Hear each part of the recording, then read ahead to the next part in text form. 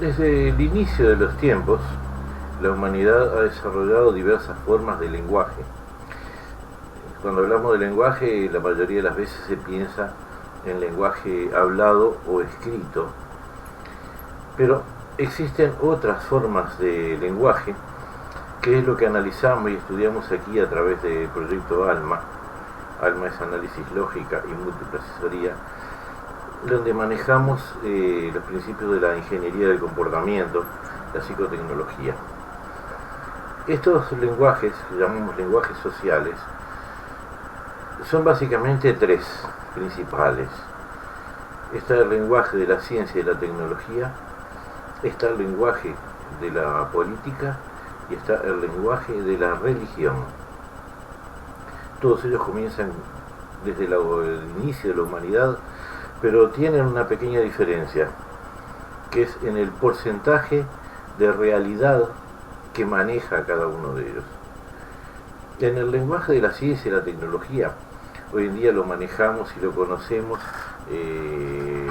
principalmente lo identificamos a través de la informática, la electrónica, televisión, toda esa parte de ciencia que hoy en día nos rodea, en medicina, la bioquímica, en fin, la aeronáutica, las comunicaciones. Pero eso no se inicia ahora, eso comienza en el principio de los tiempos, porque desde que el hombre comenzó a cortar piedras y a montarlas de una forma específica para formar una muralla, una fortaleza, una choza, un palacio, el hombre tuvo que calcular cómo montar esas piedras, y ahí ya había ciencia, ya había tecnología para formar aquellas arcadas, para formar puentes. Existen puentes y torres hasta el día de hoy construidas por los romanos, por los griegos, que aún están en pie, que se mantienen en pie y aún, inclusive algunas en uso todavía. O sea que hubo una ciencia y una tecnología aplicada en todo eso, pero tiene una característica: ciencia y tecnología no admiten errores, no admiten el me parece, el yo creo. Todo obedece a cálculos lógicos, a análisis lógicos. En el caso de uno que trabaja como proyectista en el área de ingeniería, cuando se tiene que desenvolver un proyecto de un dispositivo, un equipamiento, en la plancheta de dibujo, uno tiene que calcular y no puede cometer errores, porque un error que se comete en el proyecto después se comete en la fábrica y después el aparato o lo que sea no funciona. Entonces un edificio no se mantiene en pie por casualidad o porque el ingeniero o el arquitecto creyeron y tenían fe, no. Es porque los cálculos le indicaron que se podía mantener en pie y que ese edificio no caía. De igual forma es que un puente no se viene abajo ni un avión se desploma en tierra.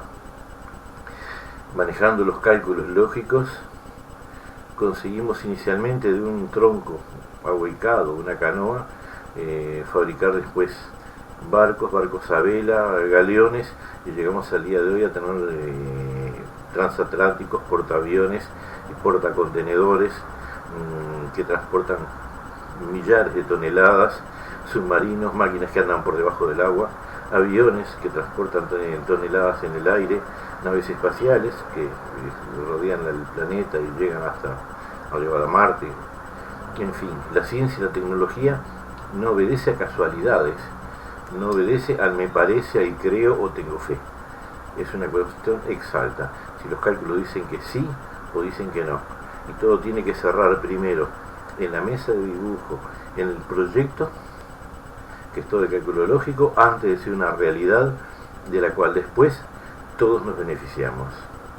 Esto que estamos viendo, video, informática, fue una realidad primero en la mesa del proyectista. Por eso esta realidad que usted está utilizando y con la cual nos estamos comunicando. Luego viene el otro lenguaje, que es la política. La política es un lenguaje misceláneo que tiene dos facetas: la verdad y lo virtual, o lo irreal o la mentira. La verdad es lo que el político habla, dice o promete porque realmente piensa hacer, pretende hacer, intenta y consigue hacer, y que se convierte en una realidad. Y está la otra parte, que es la demagogia, donde se dicen, se afirman y se prometen cosas que en la realidad no podrán ser ejecutadas, no tienen bases, fundamentos y que simplemente sirven para convencer a las personas de que voten, pero que en la realidad, aunque el político lo promete, sabe que aquello no va a ser cierto, que no lo va a conseguir. De esta manera tenemos gente que promete proyectos muy interesantes y los convierte en realidad, prometen otras cosas, se habla de equidad, igualdad para todos los que están abajo. Pero hay una élite que siempre va a permanecer con otro nivel de vida más oligárquico, y arriba la cabeza que va a vivir con todo lo que le corresponde de acuerdo a su cargo, y que no hace lo mismo que los de abajo. Entonces sí, vamos a ser muy sociales, a repartir para los de abajo, que todos tengan poco, pero los que estamos arriba no. Y entonces eso es demagogia, es utilizar a las personas, y así se aplicó desde un inicio de los tiempos, cuando se adoctrinaba a las personas en las monarquías a que tenían que servir al rey. El lacayo tenía que trabajar y aportar sus dineros, sus impuestos, para que la nobleza y el monarca vivieran en la opulencia. Hoy en día hay muchos regímenes que proponen socialismo para todos, pero el partido vive con otro estatus y la cabeza vive con toda aquellos lujos que los pobres no tienen. Eso lo vemos, no es un descubrimiento nuevo, porque está en diversos países, está aplicado, es una realidad absoluta y se puede comprobar, lo vemos todos los días. Entonces la política tiene esa doble fase, que puede tener un porcentaje de realidad y otro porcentaje de mentira, y que lo manejan perfectamente, y lo vemos día a día. Eso no es necesario ni siquiera probarlo, lo vemos. Luego tenemos un tercer lenguaje, que es el lenguaje de la religión. El lenguaje de la religión existe desde que se inició también el mundo, las creencias en seres todopoderosos, divinos, con diferentes nombres. Para unos es Dios, para el Islam es Alá, para el judaísmo es Jehová, y cada religión tiene un nombre diferente para referirse a un ser todopoderoso, un supuesto ser todopoderoso que nadie vio, que no existe ninguna prueba de que exista, no existe ningún documento, ningún cálculo, ninguna lógica que indique que existe, salvo en la imaginación alucinatoria de las personas, pero que realmente no se puede ecuacionar o demostrar de forma física corroborable bajo ninguna clase de análisis lógico que demuestre. Pero en todo caso, las creencias en esos supuestos seres, divinidades, son creencias, pero esas creencias de una forma estructuradas forman lo que se llaman las religiones. Las religiones son filosofías o ideologías que es información estructurada que comienza a ser manejada por corporaciones con principios de poder, ya sea social, político o principalmente económico, donde se le vende ese producto intangible que es información a las personas, y consiguen adquirir esas corporaciones un gran poder social, político, económico.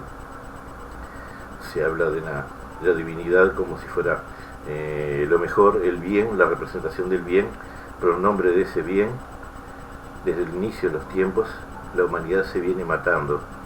Ha habido más muertes por guerras santas, enfrentamientos religiosos y de todo tipo, masacres, cruzadas, inquisición, yihad, de todo tipo de enfrentamientos bélicos, con masacres, con matanzas de millares de personas en nombre de la bondad de la religión.